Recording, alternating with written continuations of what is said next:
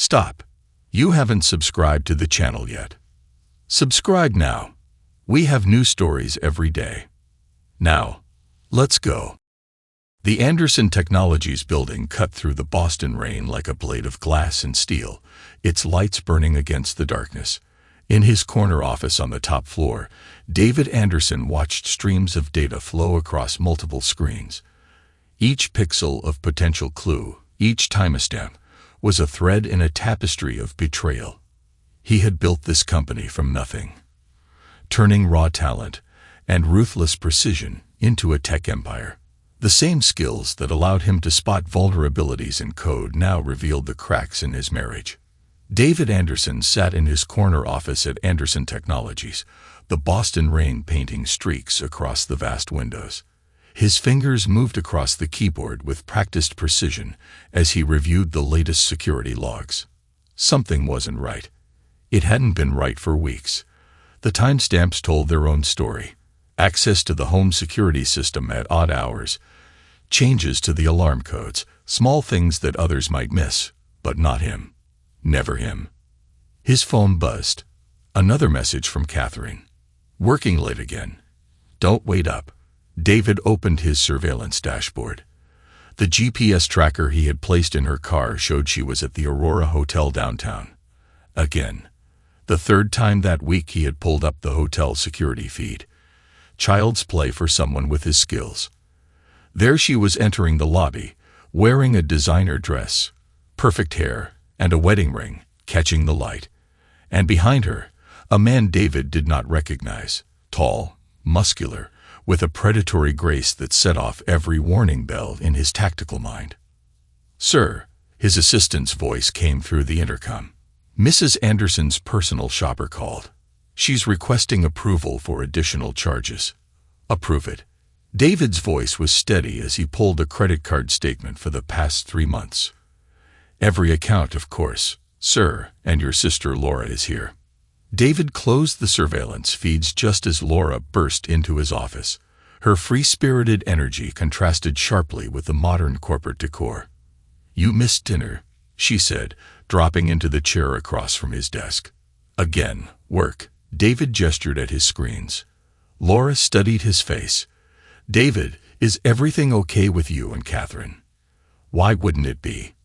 "Because you're here at 9 p.m., watching security feeds instead of being home with your wife."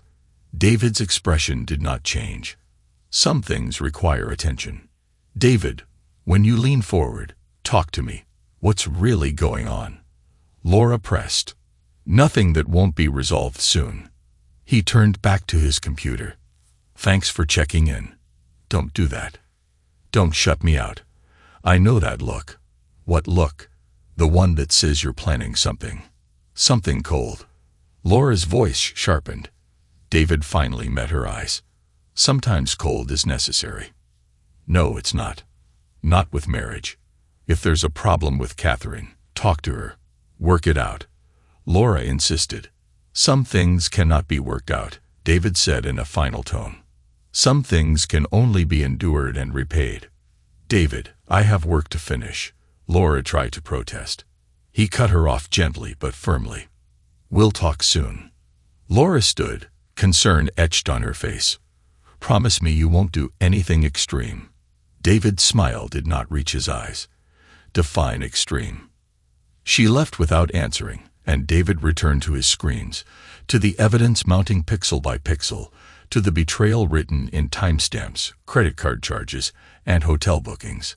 He opened his contact list and selected Marissa Cole. Time to prepare for war. Through his surveillance, David watched his wife's descent into danger with clinical precision. The footage from the Aurora Hotel security cameras told the story in stark detail. Michael Hayes would wait in the lobby, his movements exuding a predatory grace that drew every female eye. When Catherine arrived, his possessiveness was immediately evident, a hand gripping her arm too tightly, eyes tracking her every movement. David's investigator provided footage from Michael Hayes' past, a girlfriend thrown against a wall outside a bar, another with a broken wrist from an accident, a restraining order filed by a third who had fled the state. The pattern was clear, predictable, mathematical in its certainty, yet Catherine saw none of it.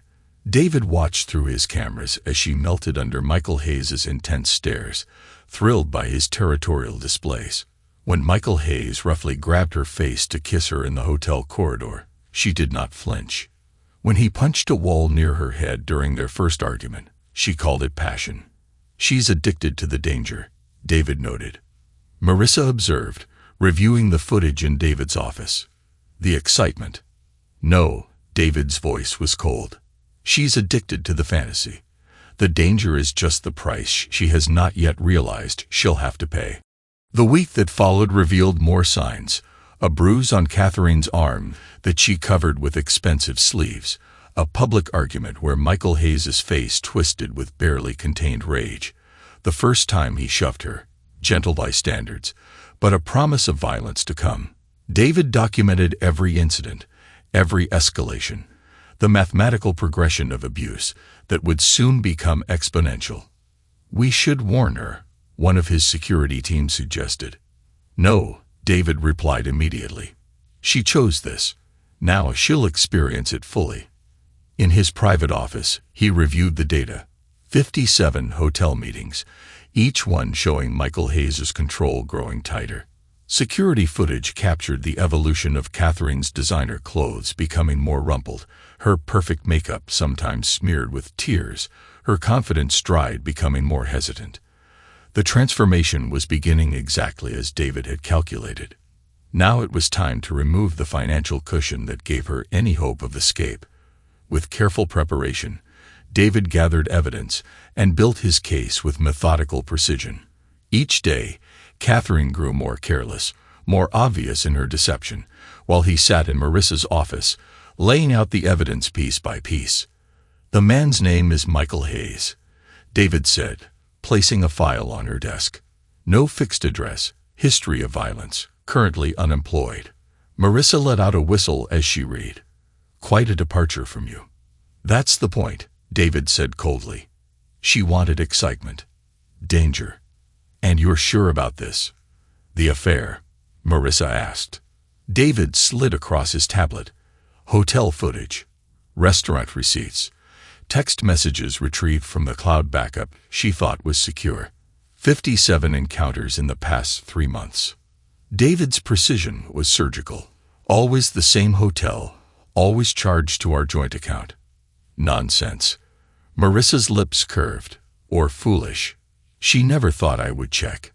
Never thought I would notice, because you were too busy working." There was a gentle challenge in Marissa's voice. "Because she thought I was emotionally blind." David stood pacing by the window.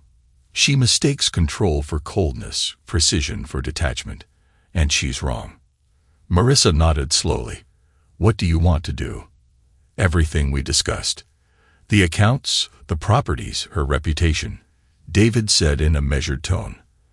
"I want it surgical. Complete. It'll get ugly. It's already ugly." David returned to his seat. Now it's just about precision. He spent the next hour planning, with Marissa taking notes in her precise legal handwriting. When they finished, she looked up at him. "David, are you sure?" "Once we start this, I've never been more sure." He stood. "She thinks I'm cold. Fine. Let's show her what cold really means."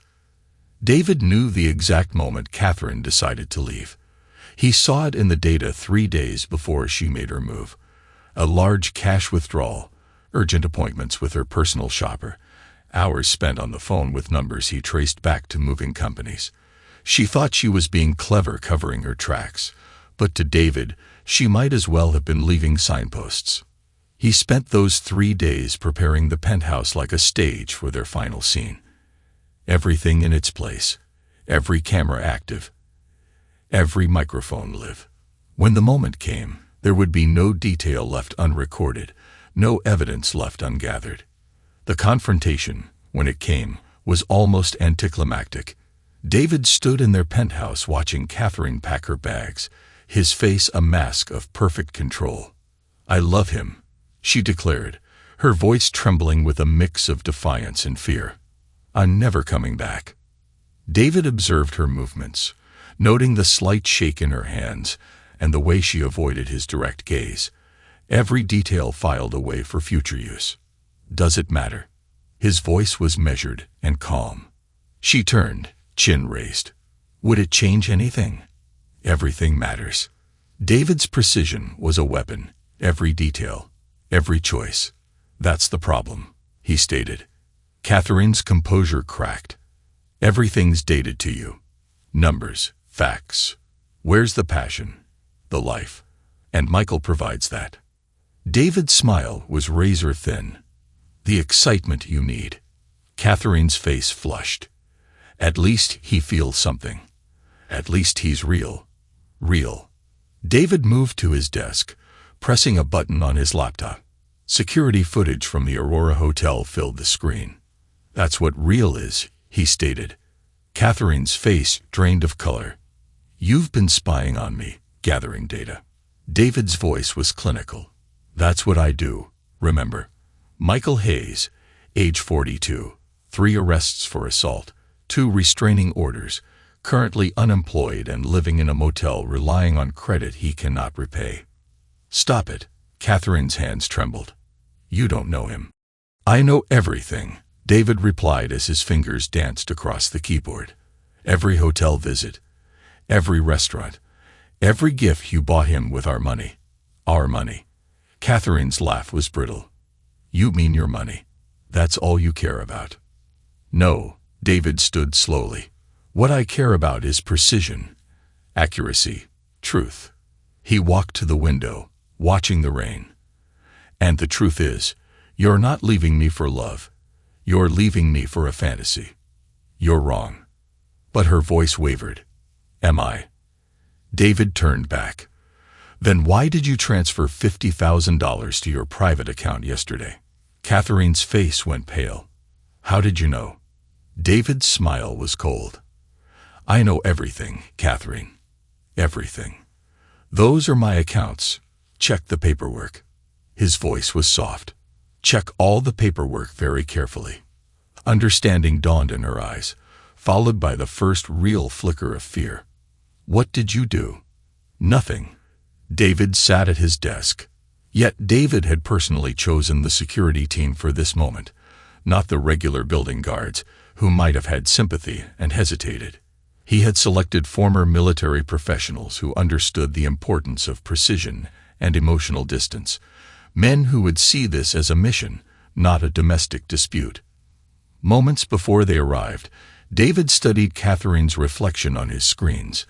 8 years of marriage reduced to a few suitcases of designer clothes and jewelry. He remembered their wedding day, how she had smiled when he had given her the keys to her first luxury car. Even then, he had known her love was conditional, a transaction. He had simply miscalculated the terms. The security guards arrived silently, summoned by David's subtle signal. Catherine looked between them and David. You can't do this, she whispered.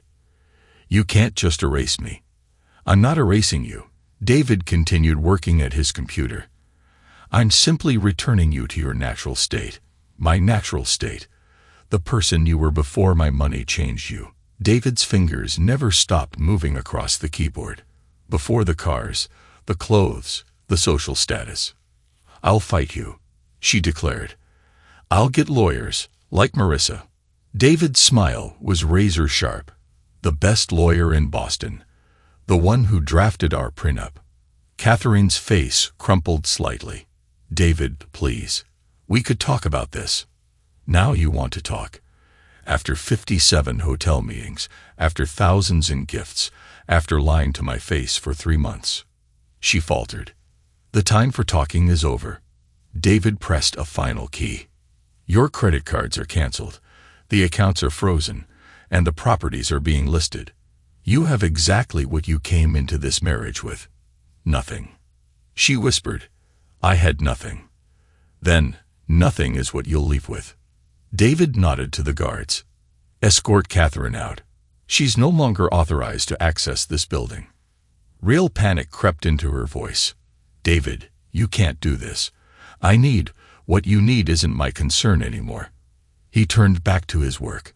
You chose excitement over stability, passion over precision. Now you must live with that choice. Michael Hayes will do exactly as his nature dictates.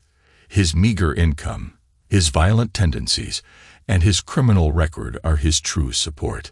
Catherine took a step back, fear finally breaking through her defiance. Goodbye, Catherine. David did not look up again. The guards escorted her out, her protests fading down the hallway. David sat in the growing darkness, listening to the rain, feeling nothing but cold satisfaction. His phone buzzed, a text from an unknown number. You think you could just throw her away? We'll see about that. David smiled, saving the number. Another piece of evidence. Another step in the plan. He dialed Marissa. It's done, he said when she answered. Start the proceedings. All of them. Everything we discussed. David stared out at the rainy city. Full protocol. Marissa warned. It's aggressive. No, David's voice was ice cold. It's precise. The city lights blurred through the rain as David's driver took him to the office the next morning. He had spent the night working, not out of pain or sleeplessness, but because efficiency demanded it. The first 24 hours after separation were crucial. Assets had to be frozen, accounts locked, access revoked. Each action was precisely timed to create maximum impact with minimum legal exposure.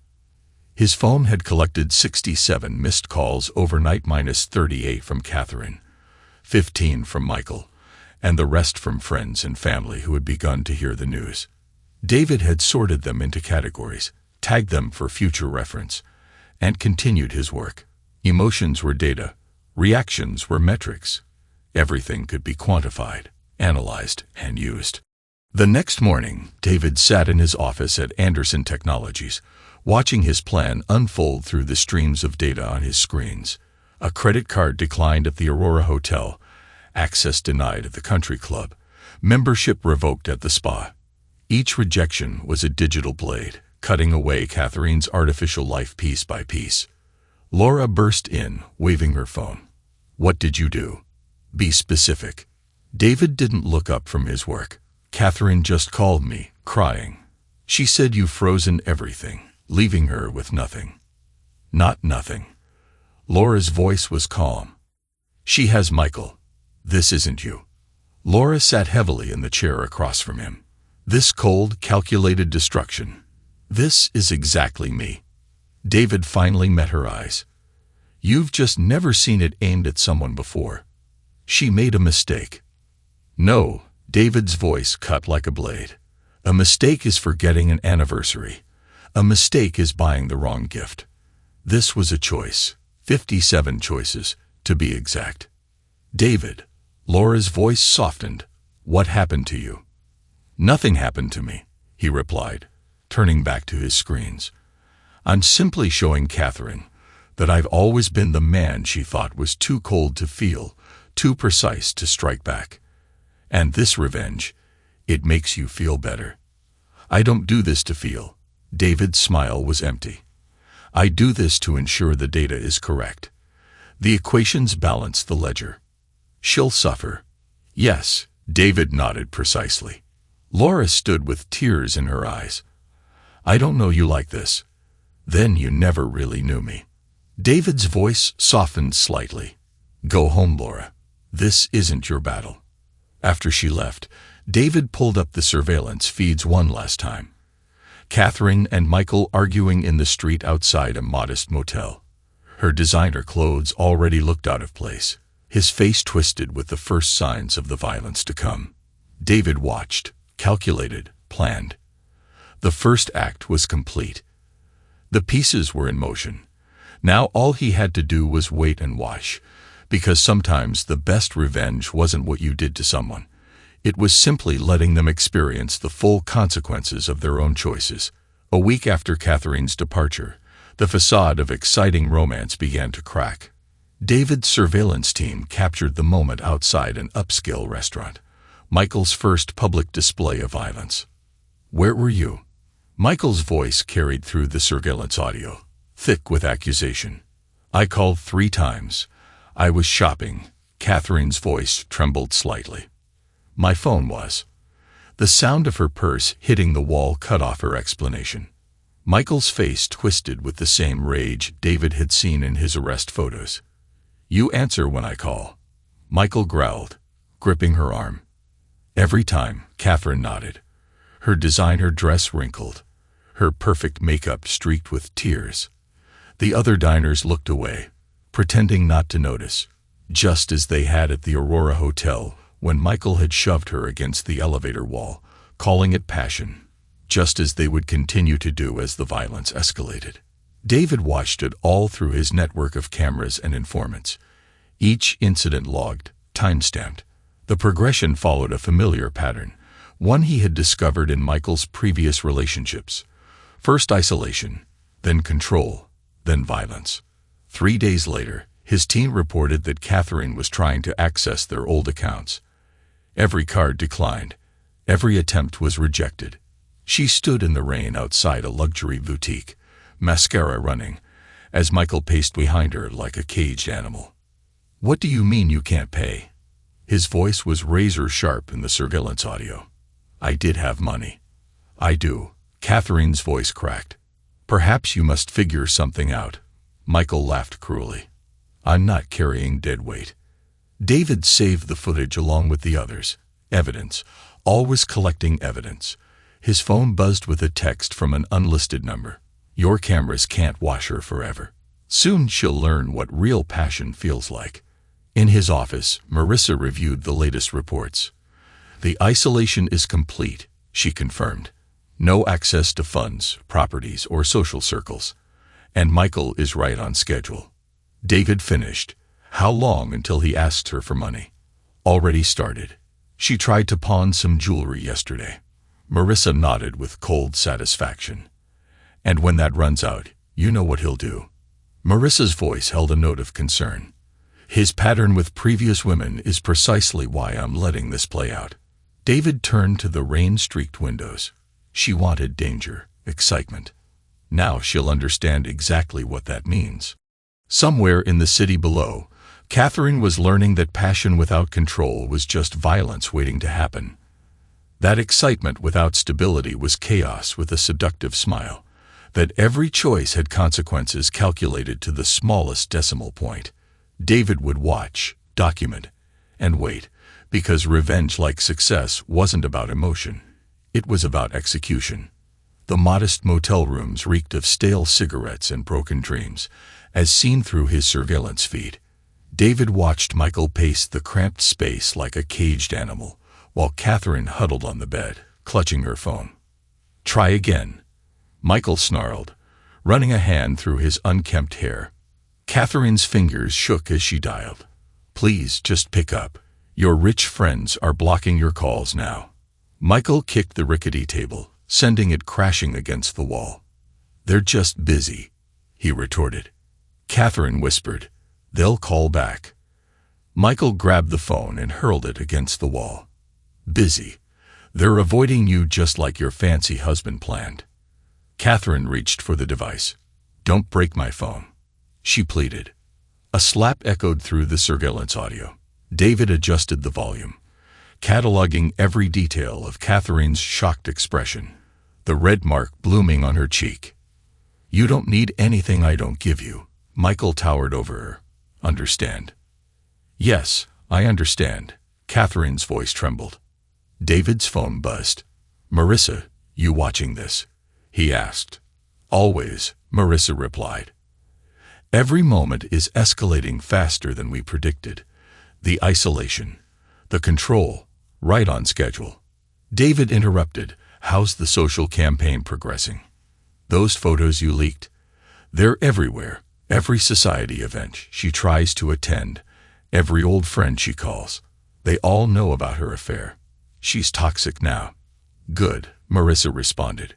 David switched camera feeds, watching Michael grab Catherine's arm as she tried to leave the room. Any attempts to access the accounts? 17 in the last week, all denied. Marissa paused. David, you want to hurt her? Badly. That's the point, he replied, his voice devoid of emotion. Through the feed, Michael's voice rose again. What do you think you're doing? Just to get some air. He laughed, a sound that was ugly. You mean to call one of your rich friends? Maybe beg them for money? No. The sound of breaking glass cut off his protest. On screen, Michael held a shattered bottle, his face twisted with rage. You don't leave unless I say you leave. Catherine, please. She backed away. You're scaring me. Good. Michael advanced on her. Maybe fear will teach you some loyalty, unlike what you showed your husband. David switched off the audio, but kept a video feed running in the corner of his screen. Every moment recorded, every escalation documented, the mathematical progression of karma playing out exactly as calculated. His phone buzzed again, a text from Laura. She's calling me, crying. She said he's hurting her. We have to do something. David typed his response with precision. She made her choice. Now she lives with it. This isn't you, Laura replied. The brother I know wouldn't watch someone suffer. The brother you knew died the day she chose violence over loyalty. David muted his phone and turned back to his monitors. In the motel room, Michael had Catherine cornered, his hands gripping her shoulders as she sobbed. The perfect makeup that had once cost thousands now ran in black streaks down her face. Mr. Anderson, his assistant's voice came through the intercom. Your sister is here. Laura burst through the door, her face flushed with anger. Enough. You have to stop this. Stop what? David said without looking away from his screens. You're watching her be abused, and doing nothing. She slammed her hands on his desk. She chose Michael. She chose his excitement, his passion, his violence. She didn't know. She knew. David finally met Laura's eyes. Watching her be destroyed is exactly what she deserves. Laura's voice cracked. David turned back to his monitors. The price of betrayal isn't just losing what you had. It is experiencing fully what you chose instead. You're cold, Laura whispered. No, David's smile was sharp. I'm precise. Always have been. You're just seeing it aimed at a target for the first time. Catherine whimpered as Michael threw her phone against the wall, shattering it completely. No way to call for help. No way to reach her old life. Exactly as planned. The Boston Arts Gala had always been Catherine's favorite event. Now she stood outside in the rain, watching her former friends arrive in designer gowns and expensive cars. Please, my name should be on the list. I'm always on the list. She begged a security guard. Not anymore, Mom. The guard replied with a professionally blank face. Private event. Invitation only. From his car across the street, David watched through tinted windows as Catherine's composure cracked. Her dress, once pristine designer wear, now showed signs of wear. Her jewelry, what little Michael had not made her pawn, were obvious costume pieces. Everything okay? Marissa asked from a seat beside him. Perfect. David nodded toward where several socialites were whispering and pointing at Catherine. Watch. A woman's voice carried across the sidewalk. Oh my goodness, is that you? Catherine's face lit up with desperate hope. Thank you. Please tell them who I am. Oh, we know exactly who you are. Miranda's voice dripped with contempt. The woman who betrayed David Anderson by getting involved with a violent criminal. How's that working out for you? Catherine pleaded. It's not. Miranda retorted. You don't understand. Those pictures were quite clear. Another woman joined in. You can see that thug at the Aurora Hotel. Very passionate. Very cheap. David finally showed everyone what you really are. Miranda's voice dripped with disdain. A gold digger who traded up until she could trade no higher. Now look at you. Catherine wrapped her arms around herself, shivering in the rain. You're supposed to be my friends, she cried. Friends? Miranda laughed. We were never friends, darling. We tolerated you because of David, because of his money and influence. She gestured at Catherine's worn dress. Now you're nothing. David watched Catherine stumble away from the gala, mascara running down her face. Right on cue, Michael emerged from the shadows, rejected by her high-class friends. His voice carried through the surveillance. "My guests. They don't like damaged goods. Take me home." Catherine whispered, "Please." Michael grabbed her arm, squeezing until she winced. "You mean my deplorable motel room? The one I can barely afford because you are so worthless." "Sorry." Catherine's voice cracked. "I'll figure something out. I'll find money somewhere." "You had better," Michael shouted. Marissa turned to David. "The social destruction is complete." Every circle closed to her. Every friend turned away. "What's next?" David asked. Now, David started the engine. We watched the isolation drive them both mad. Him with frustration, her with fear. "And if I kill her," David's smile was cold, "then she'll have experienced the full measure of the excitement she craved." They drove away into the rain, leaving Catherine to learn just how complete her fall from grace had become. The emergency room was quiet at 3 a.m. David stood in the observation room, watching through one-way glass as doctors examined Catherine's injuries. 3 broken ribs, a fractured wrist, bruises everywhere. The police wanted to interview her. Marissa said quietly, "Press charges." David's voice was certain. "She's too afraid." "How can you be sure?" someone asked. On cue, Michael's voice exploded from Catherine's room. "Who called the cops? Was it you?" "No." Catherine tried to sit up, wincing. "I told them I fell. Just like you said. They're asking questions." Michael paced the small room, getting suspicious. "I'll make them stop," Catherine promised. "I'll say whatever you want." Michael leaned close, his voice dropping to a menacing whisper. "Because if I go down, you go down harder. Remember that." David watched the scene with clinical detachment through his surveillance.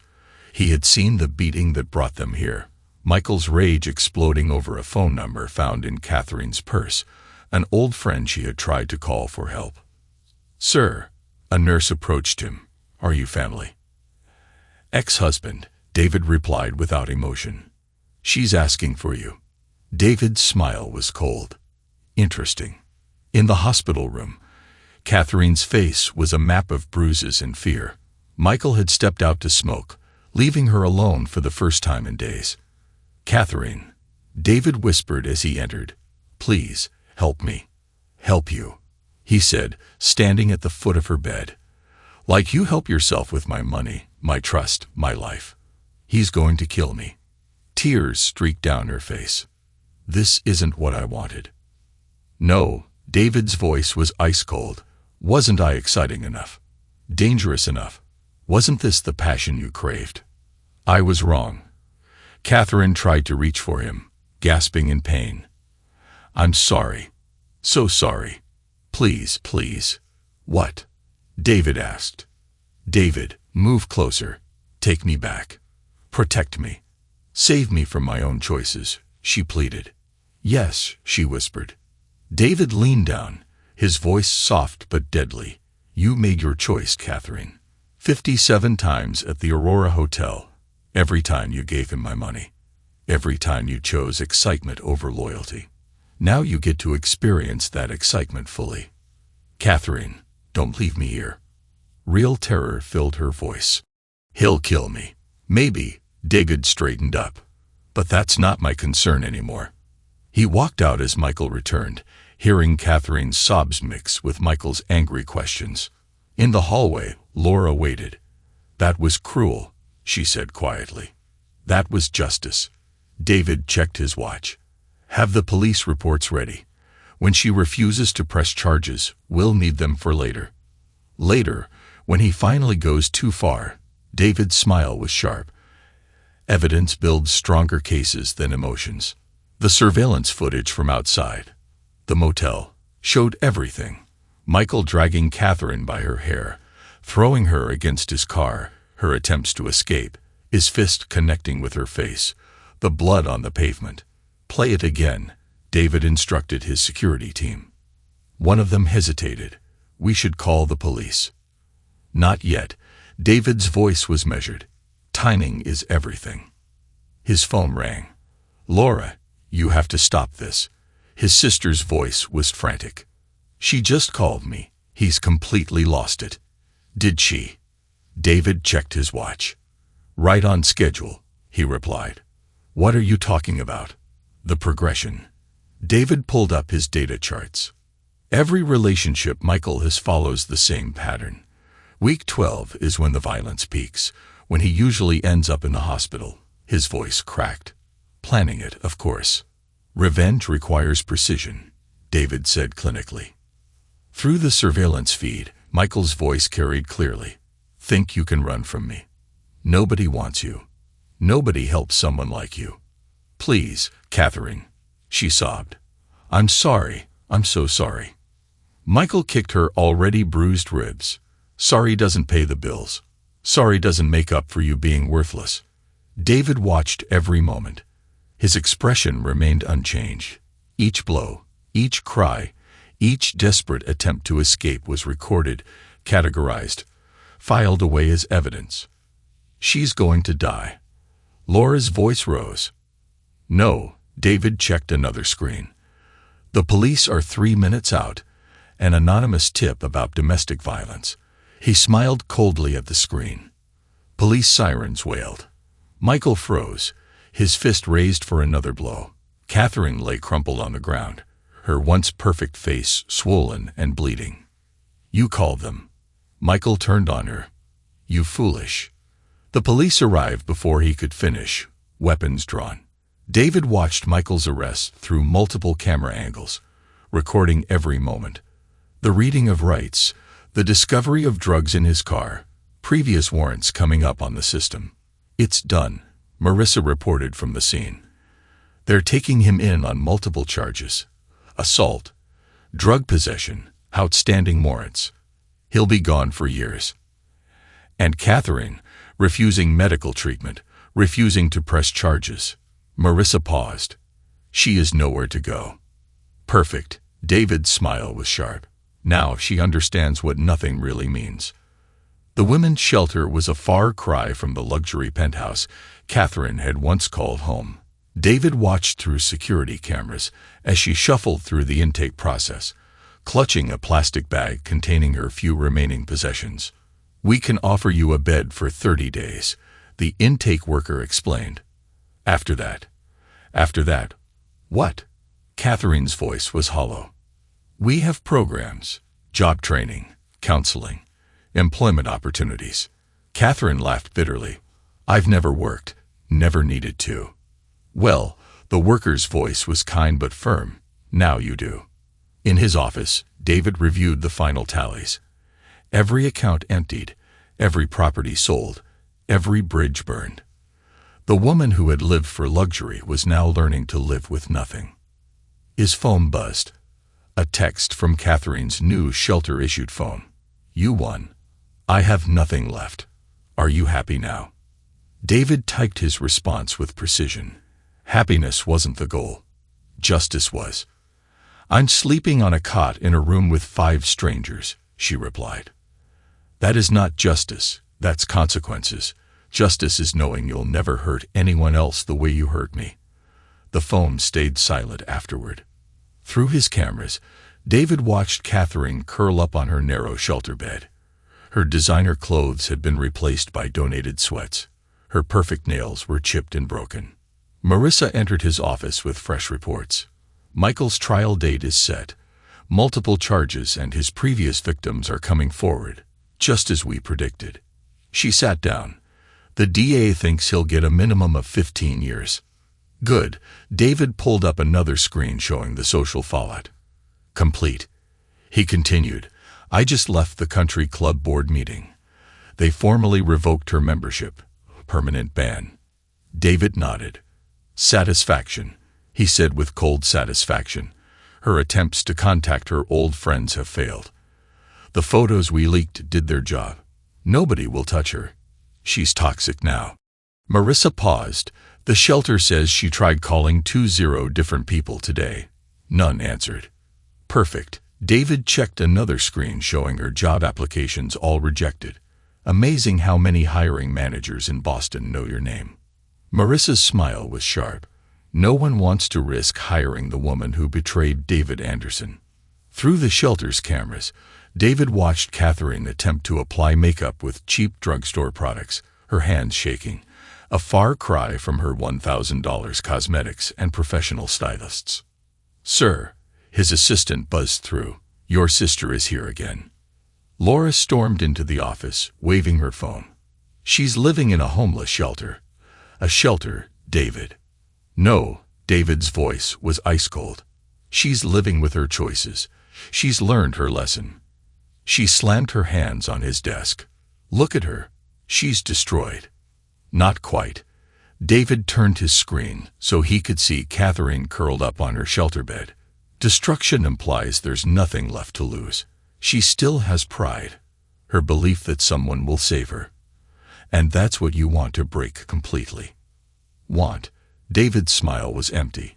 "This isn't about what I want. This is mathematics. Every betrayal has a cost. She's simply paying hers." "The brother I knew would never," Laura began.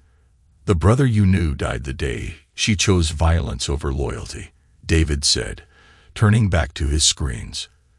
"This is who I am now, who I've always been. You're just seeing it clearly for the first time." When Laura stepped back, tears in her eyes, she whispered, "You're enjoying this." "No," David's voice was final. "I'm completing it. There's a difference." After Laura left, David stood at his window, watching the Boston rain. Somewhere out there, Catherine was learning that choices had consequences, that luxury could become poverty, that pride could be stripped away piece by piece, until nothing remained but regret. His phone buzzed one last time. A text from Catherine.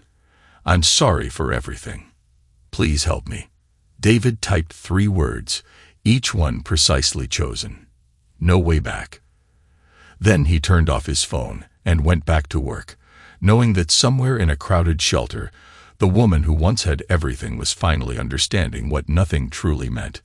David's fingers moved across his keyboard as surveillance feeds filled the screens.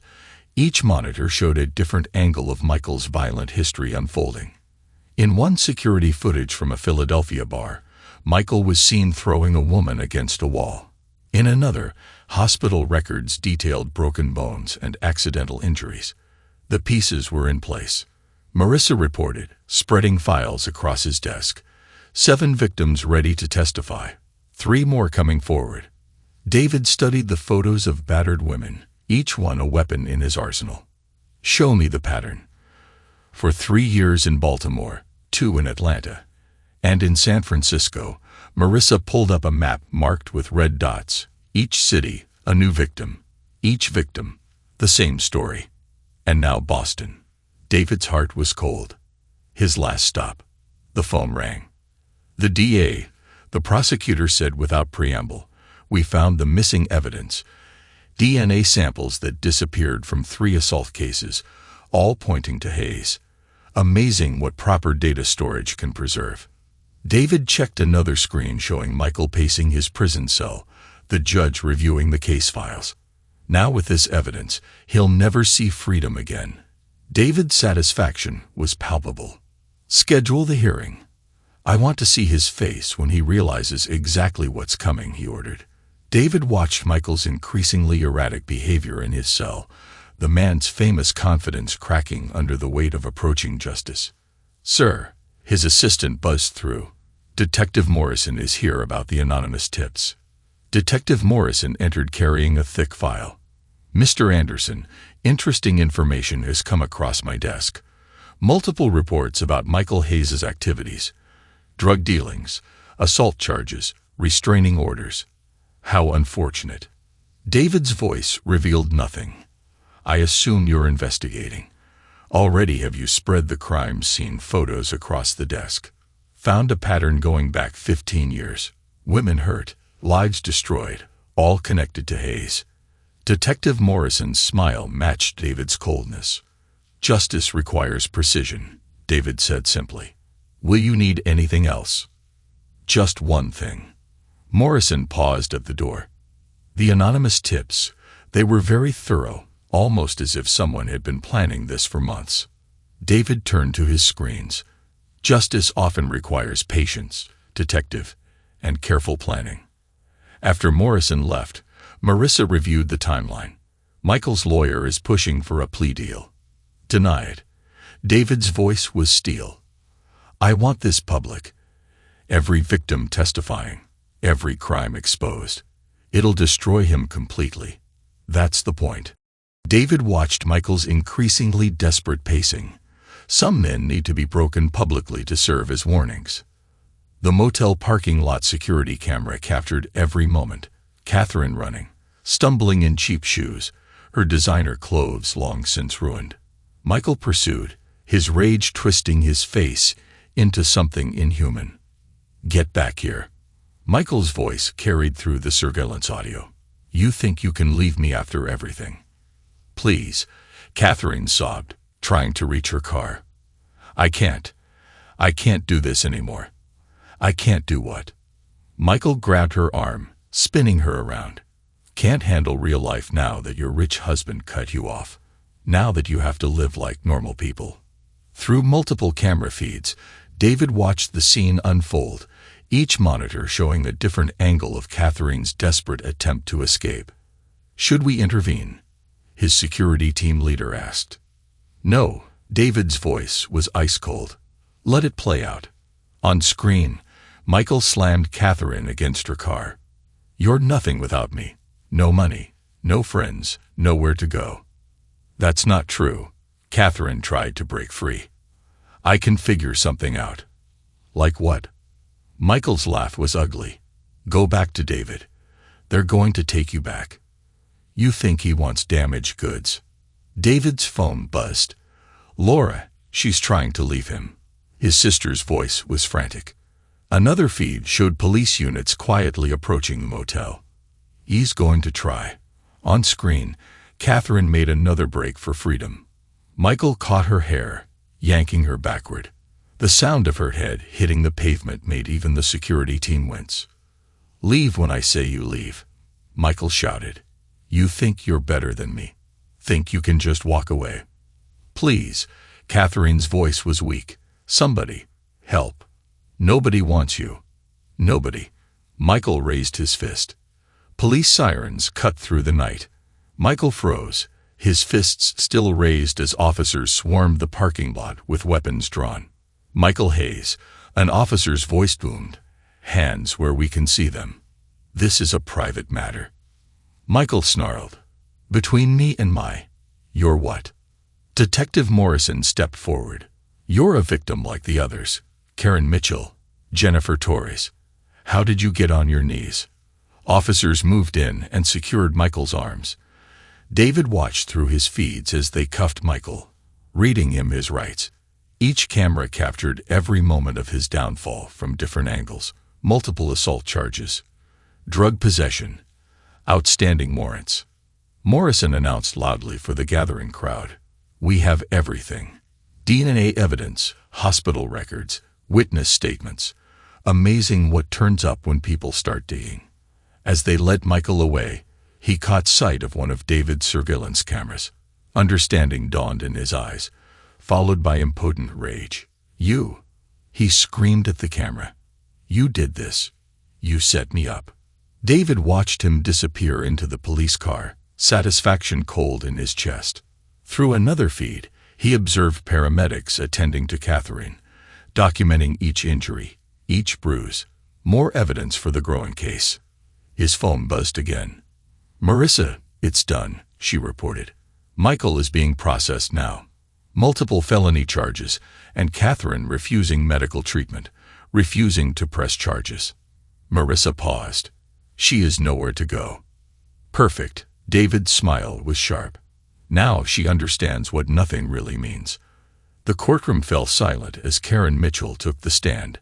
David watched from the back row, noting how Michael seemed to shrink with each witness's testimony. He had been charming at first, but then came control, the violence. When I threatened to leave, Karen said, touching her scared cheek, you threw me down a flight of stairs. And why come forward now? The prosecutor asked. Because someone finally made it possible. Karen's eyes found David's. Someone gathered the evidence and made it impossible to hide anymore.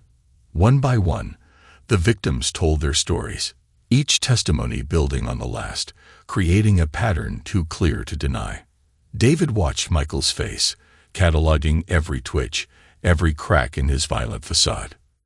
Jennifer Torres spoke of broken bones.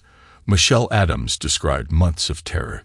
Each woman was a mathematical proof of Michael's brutality. The prosecutor announced, "The defendant has a history of targeting upwardly mobile women, isolating them, destroying them, and when they had nothing left to give, photos appeared on the courtroom screens, women in hospital beds, police reports, restraining orders that had somehow failed to protect. This isn't just about one case," the prosecutor continued. "It's about a decade of calculated violence, of systematic abuse." Michael suddenly stood, chains rattling. "This is a setup. I orchestrated this," he shouted, pointing at David. "Ask him about his ex-wife. Ask him why he's really doing this." The judge banged his gavel.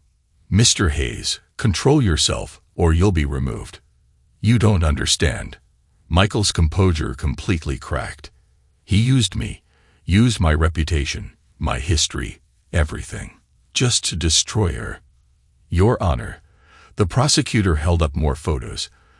"I'd like to enter into evidence DNA samples from 3 previous assaults, samples that mysteriously disappeared from police custody but were preserved in a private laboratory's database." "Objection." Michael's lawyer jumped up. "The chain of custody has been fully documented." The prosecutor smiled. "Every step, every transfer, perfectly preserved by Anderson Technologies data systems." Michael's eyes widened as understanding hit him. He lunged toward David, straining against his chains. "You planned this, all of it from the beginning." Guards rushed forward as Michael screamed, "You did this." David simply watched, satisfaction cold in his chest, as they dragged his target away. 25 years. The judge announced, no possibility of parole for 15. Outside, reporters swarmed the courthouse steps. "Mr. Anderson, did you know about Michael Hayes' history when your wife left you?" one asked. "I'm just grateful," David said, his voice perfectly modulated, "that these brave women found justice. As for my ex-wife, I hope she gets the help she clearly needs." In his car, Marissa reviewed the coverage on her tablet. "It's everywhere, every news channel, every social media platform." "Good," David said, checking his phone. "And Catherine, living in her car behind an abandoned warehouse. The shelters won't take her now. Too much publicity around the case." Through his surveillance, David watched his ex-wife curl up in the back seat of her old car, the last remnant of her luxury life. Her face was gone, her designer clothes replaced by thrift store cast-offs. The social destruction was complete.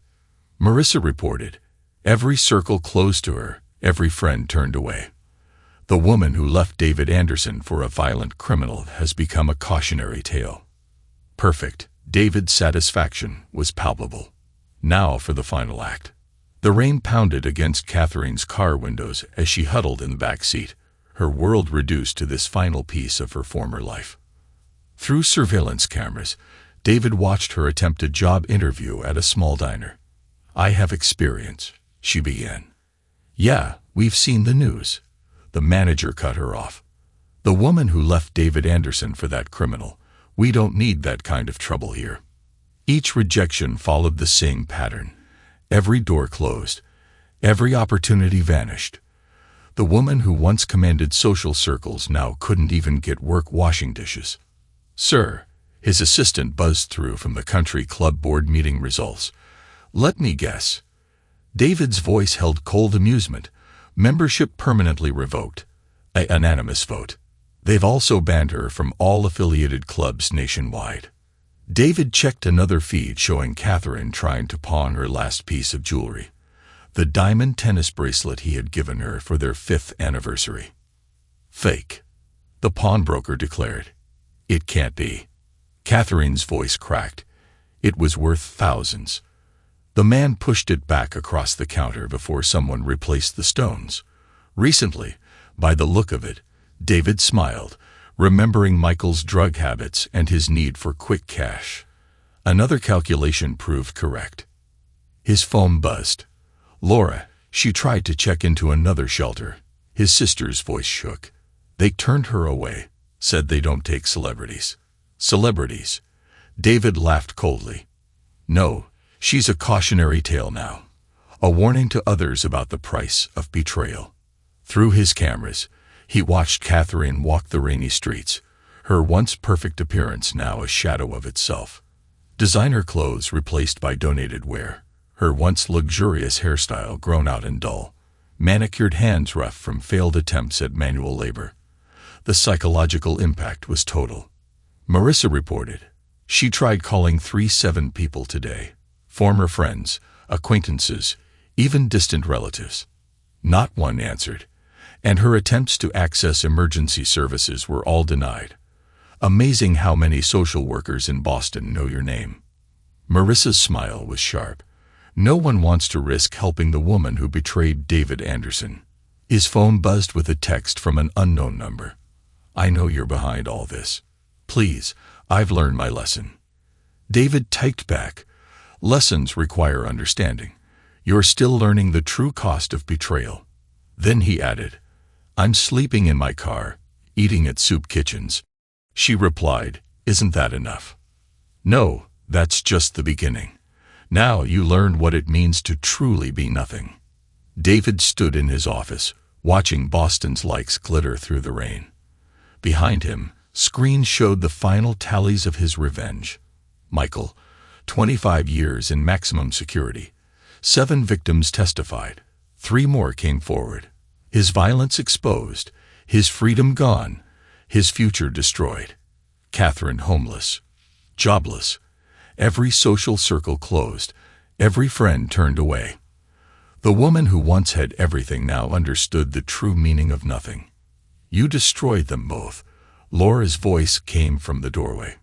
Completely. Are you satisfied now? David said.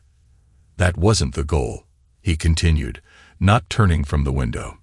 Precision is exact consequences for exact actions. She's broken, Catherine, living in her car, barely eating. No, David finally faced his sister. She's worth 0 now. And Michael, with his violence and history, is just a variable in an equation. David's smile was empty. Every abuse becomes a variable. Every victim, a multiplier in my destruction. When you step back and see it, you'll understand. This is who I am now. I've always been this precise. Everything is measured, calculated, balanced. After Laura left, David stood alone in his empire of glass and steel. His revenge was complete. Michael would rot in prison, his violence finally caged. Catherine would live in poverty, her betrayal reducing her to nothing. And he would continue building his empire, cold, precise, untouchable. Because some betrayals couldn't be forgiven, some equations couldn't be balanced, and some choices led to dead ends with no way back. Thanks to everyone who took the time to listen to today's stories. If you enjoyed it, please consider liking and subscribing if you haven't already. Feel free to share your thoughts on the events in the comments below. Take care.